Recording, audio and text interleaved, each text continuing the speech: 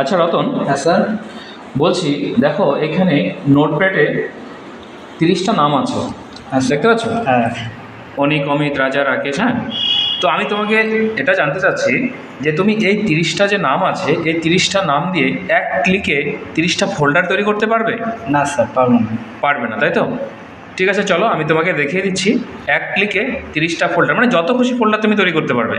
তোমার যতগুলো ফোল্ডার দরকার তুমি জাস্ট নোটপ্যাডে লিখে নেবে। ওকে, লিখে নেওয়ার পর তুমি প্রথম যে নামটা আছে, প্রথম নামের আগে ক্লিক করবে। ওকে, নামের আগে ক্লিক করে তুমি জাস্ট এখানে লিখবে এমডি। কি লিখবে? এমডি।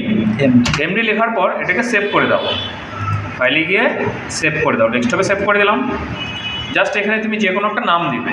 তো আমি এখানে দিলাম ধরো প্রজেক্ট। প্রজেক্ট ডট একটা এক্সটেনশন দিতে হবে, দিলাম এখানে বিএটি। ওকে, কি দিলাম? Project dot BAT. হ্যাঁ, দেওয়ার পর তুমি এটাকে সেভ করে দাও। ওকে, সেভ হয়ে গেল। এবার ক্লোজ করে দাও। দেখো আইকনটা চলে আসছে। হ্যাঁ স্যার। এবার তুমি কি করবে, এই আইকনের উপরে পরপর দুবার ক্লিক করবে, ডবল ক্লিক করবে, তাহলেই তোমার 30টা ফোল্ডার চলে আসবে। দেখো করছি, দেখো চলে আসছে। হ্যাঁ স্যার। খুব সুন্দর ট্রিক। হ্যাঁ স্যার। ওকে।